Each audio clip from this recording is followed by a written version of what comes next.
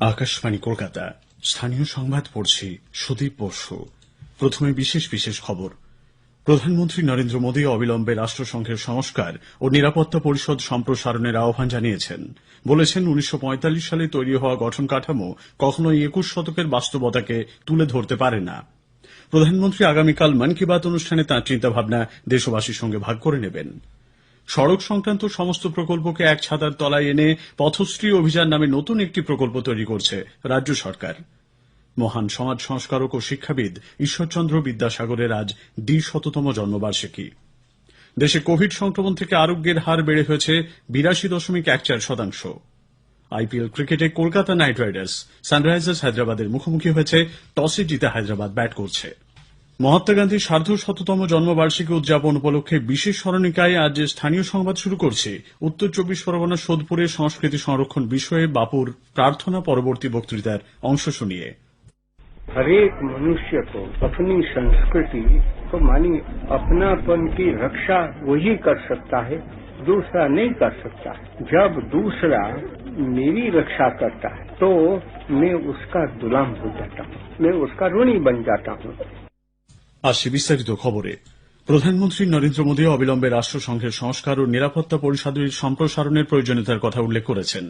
রাষ্ট্রসংঘ সাধারণ সভার ৭৫তম অধিবেশনে আগে থেকে রেকর্ড করা ভাষণে প্রধানমন্ত্রী বিশ্ব সংস্থাটির সিদ্ধান্ত গ্রহণ ব্যবস্থা থেকে ভারতকে কতদিন দূরে রাখা হবে সেই প্রশ্ন তোলেন। आखिर कब तक भारत को संयुक्त राष्ट्र के डिसीजन मेकिंग स्ट्रक्चर से अलग रखा जाएगा? एक ऐसा देश जो दुनिया का सबसे बड़ा लोकतंत्र है, एक ऐसा देश जहां विश्व की 18% से ज्यादा जनसंख्या रहती है। अध्यक्ष महोदय, जिस देश में हो रहे परिवर्तनों का प्रभाव दुनिया के बहुत बड़े हिस्से पर पड़ता है, उस देश को आखिर कब तक इंतजार करना पड़ेगा? তিনি বলেন, ভারতের ১৩০ কোটি মানুষ রাষ্ট্রসংঘের ওপর পূর্ণ আস্থা রেখে এসেছে। একই সঙ্গে তারা এই প্রতিষ্ঠানটির অবিলম্বে সংস্কারের প্রয়োজন বলে মনে করেন। তিনি বলেন, ১৯৪৫ সালে তৈরি হওয়া এই সংস্থার গঠন কাঠামো কখনো ২১ শতকের বাস্তবতাকে তুলে ধরতে পারে না। প্রধানমন্ত্রী বলেন, বিশ্বের সবথেকে বড় গণতন্ত্র ভারতে বিশ্বের মোট জনসংখ্যার ১৮% বেশি বসবাস করেন। কাজেই রাষ্ট্রসংঘে তাঁদের প্রতিনিধিত্ব আরও বেশি হোক, মানুষ তাই চান। নিজের ভাষণে প্রধানমন্ত্রী বিশ্ব শান্তি রক্ষায় ভারতীয় সেনাকর্মীদের অবদানের কথা তুলে ধরেছেন।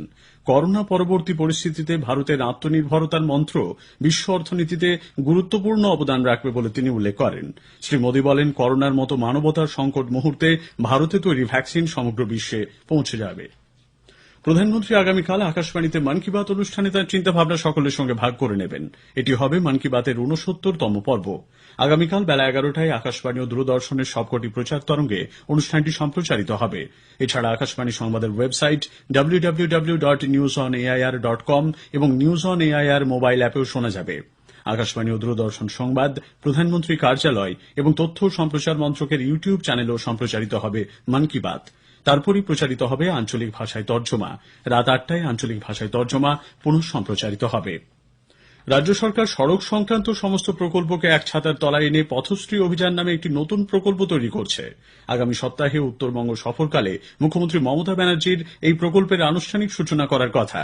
বিভিন্ন দপ্তরের মধ্যে সমন্বয়ের মাধ্যমে নতুন সড়ক নির্মাণ ও সড়ক সংস্কারের কাজে গতি আনতে এই উদ্যোগ নেওয়া হয়েছে।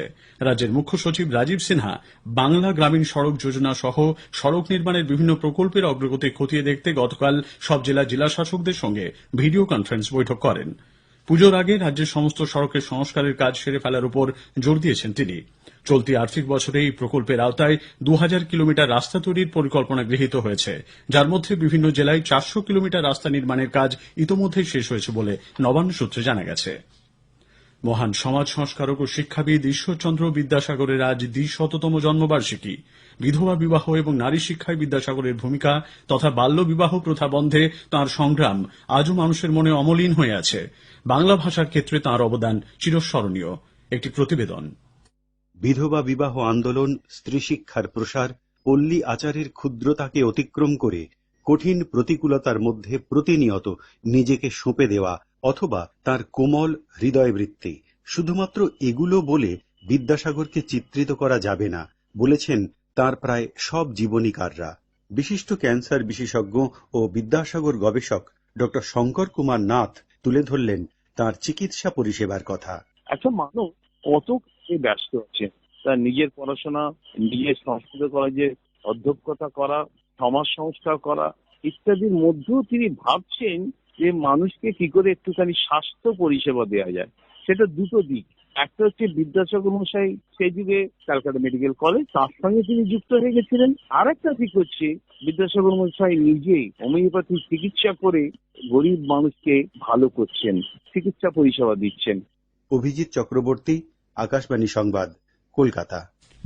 উপরাষ্ট্রপতি ভেঙ্কাইয়া নাইডু ঈশ্বরচন্দ্র বিদ্যাসাগরের জন্মজয়ন্তীতে তাঁর প্রতি শ্রদ্ধা জানিয়েছেন।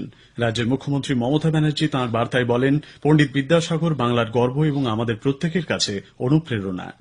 রাজ্য সরকারের উদ্যোগে বিদ্যাসাগর একাডেমিতে ভার্চুয়াল মাধ্যমে ২০০তম জন্মবার্ষিকী উদযাপনের সূচনা করেন রাজ্যের শিক্ষামন্ত্রী পার্থ চট্টোপাধ্যায়।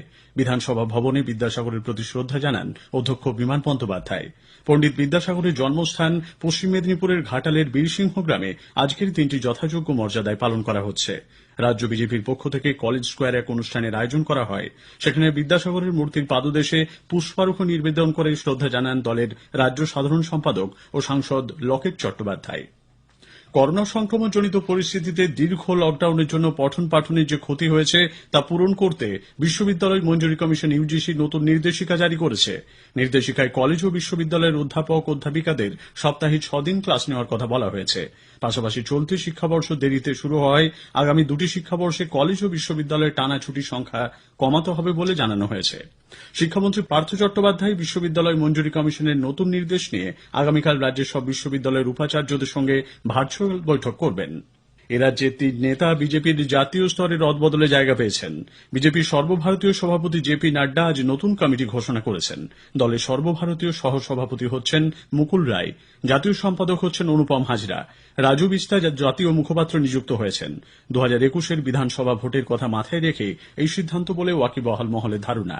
দল তাঁর উপর আস্থা রেখে যে গুরুদায়িত্ব দিয়েছে তা তিনি সুচারুভাবে পালন করবেন বলে মুকুলবাবু জানিয়েছেন। স্থানীয় সংবাদ শুনছেন আকাশবাণী কলকাতা কেন্দ্র থেকে। দেশে কোভিড-19 সংক্রমণ থেকে আরোগ্যের হার বেড়ে হয়েছে 82.14%। একদিনে 93,000-এর বেশি রোগী সংক্রমণ মুক্ত হয়েছেন। স্বাস্থ্যমন্ত্রক জানিয়েছে, করোনা সংক্রমণ থেকে সুস্থ হয়েছেন মোট 48,19,000 জন।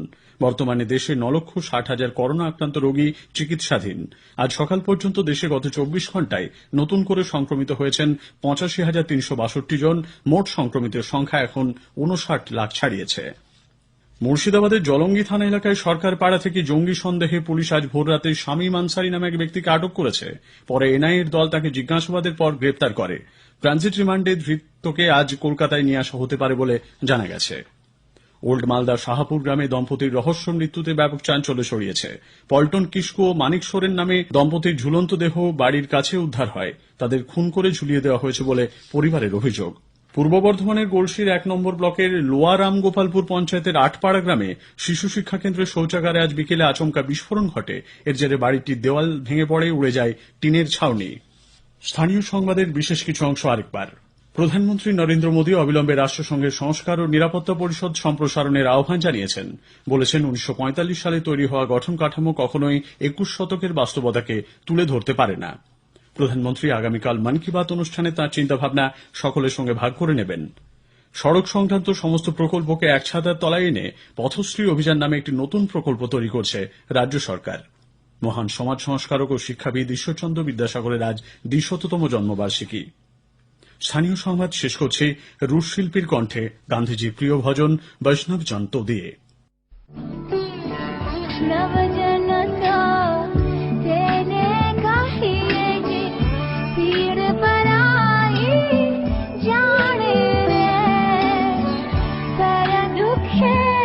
उपकार